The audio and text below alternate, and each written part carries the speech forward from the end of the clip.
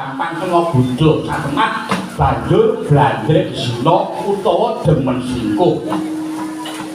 Nah, beda kaya Semar. Yen Kakang Semar piye? Lah, yen kula niku patokane nek wis duwe bojo kula kangestren nggih pun niku mawon. Sing kula pikir nggih mung kangestren niku boten badhe kena bojo, boten badhe selingkuh, boten badhe duwe gandengan utawi hubungan khusus kali singen. Mula Semar iki kena dinggo patuladan, kena dinggo contoh ngaten. Endi ana kondhake Semar kok loro wong wedok itu boten nendang ngaten. Kula tok gandeng singgen iku ora ana Semar niku. Lah, menawi menungso sampun saged nyemake rubedane wiji pasuwayan kala wau, sayekti badhe lumintir ing kanugrahanipun lan cepat ing kabegsanipun. Saged manggen ing jagating kaliburan, kawibawan lan kamulyan. Ya Kakang, nanging jebul sumbering baredah ingkang kados sipating menungsa kala wau kok dasanate sampun budaya boten kenging dipun ipataken saking gesang menungsa. Sinuwun Kresna lan nggih raos kados pundi wonten kawitran kados ngaten menika raos paduka kados pundi sinuwun Kakang. Panrasaku kaya donya iki bakal ana owah-owahan Kakang. Lah niki kados sing kula rasake gambuh cocok kalih penemu kula madi saking panras kula niki pun ngancik jaman enggal utawi niki pasok enggal. Nah, saking panras kula niki pepuntoking utawi pungkasaning utawi pebujung jaman Kala Bendu tumuju jaman anyar utawi dipun wastani Kala Suba. Jaman Kala Bendu niku isih akeh gonjang-ganjing, akeh bencana pragara kadene banjir bandang, lemah jugruk utawi tanah longsor, gulung ngetokke awan panas utawa erupsi, samudra rob utawa tsunami. Nah, yen saking pangrep kula niki pun pungkasaning jaman Kala Bendu lajeng badhe ngancik tumuju jaman Kala Suba. Tegese tumuju jaman maju manggen ing jagating kaliburan kalibawan liwat kamulyan ingkang babar kanugrahan kaenggahan kabagyan.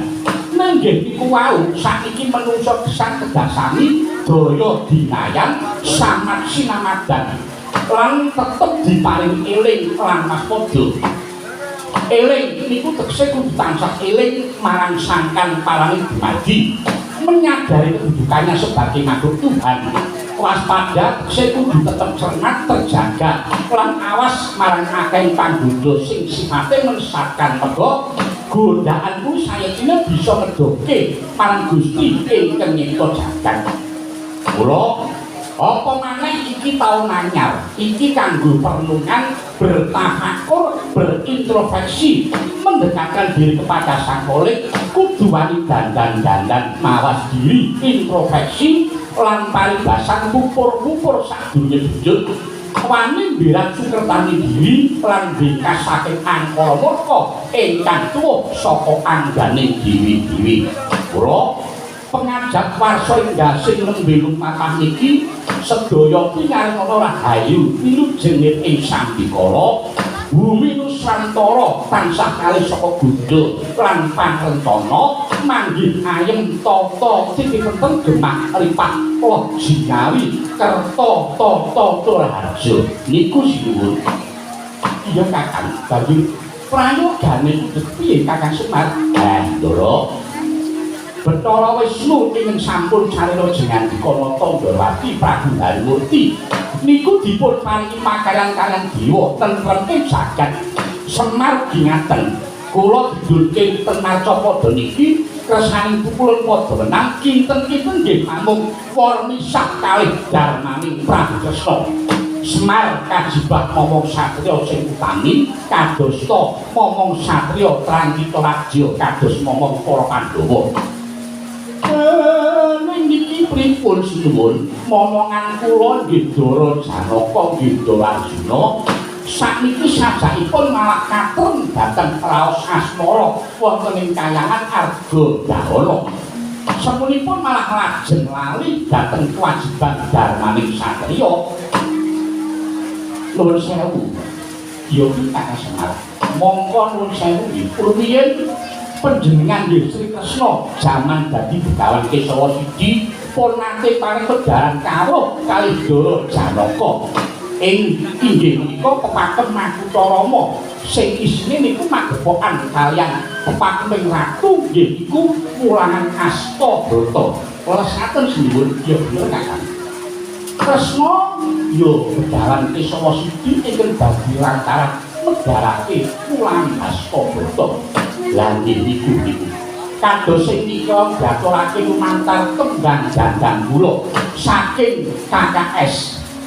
KKS napa kakang kadang kadian sabdo langit. Sing isine Hastabrata niku laku 8 perkara tumraping kautamaning ratu. Ingkang anulah marang lekase bumi, geni, banyu, angin, segara, rembulan, srengenge lan lintang. Planet diwedharake antawisipun ngaten.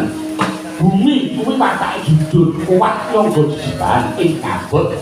Geni watake wani besmi angkara murka. Banyu weh panguripan lan rasa tentrem. Angin bisa sumrambah ing papan endi wae tanpa bidak-bidake. Segara kuat madya apa wae lan sugih pangapura. Rembulan weh kaendahan, surya weh padhan tumrap sagung madi, lintang dadi kiblat utawa mantan. Niku wedharane. Lan Astabrata niku boten namung kangge paming wong sing bakal dadi ratu ingkang andhawane dhateng sawijining negari. Nanging saged kangge pakem tumrap sedaya manungsa ingkang ratone dhateng sanipun piyambak-piyambak. Lah yen Wahyu Makutha Rama namung kangge mulyake keluargane dhewe, mung kanggo mikolehke anak pupune dhewe, niku nganti kapan wae Wahyu niku boten badhe berkahi, boten badhe berkah. Sinuwun Dorati. Caritaning satriya linuwe amargi mring kautaman.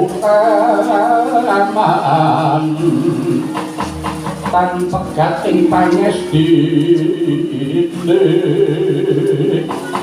ngesti hayun ing kayun ngesti topo brata jejering panggayuk wahyu ing kamulyan.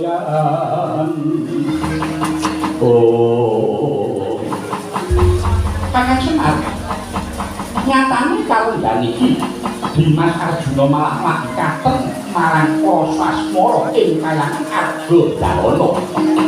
Kang semula banjur lali marang kewajiban darmaning satriya. Banjur piye Kakang? Sinuwun. Kula katenggen mawon nanti dhisik warsita yen kula tampi bilih boten banyu malih. Donya niki badhe panjang nanging kedah entosi tumurune wiji sesati inggih wiji mulya. Ingkang katelah satriya piningit lan sembada badhe nuntun dhateng jiwaning manungsa tumuju dhateng kautaman. Pramila monggo sapunika sami tumindak paduka Sinuwun Darawati ingkang nampeni dhateng badhe dawahe wiji sejati menika. Dene Semar mangke ing badhe metruk lan ngawat-awati dhateng wiji sejati menika. Kakang Semar yen mangkono kesomong tansah didelek sedika apa dadi kersane Kakang Semar nggih pun monggo kita lanang percaya mawon sinuwun sinatan mangkeping rasa kumeneng tumindak sarta winambaran ati suci payung budi rahayu sapa sing dadi sejayu mesti bakal manggih rahayu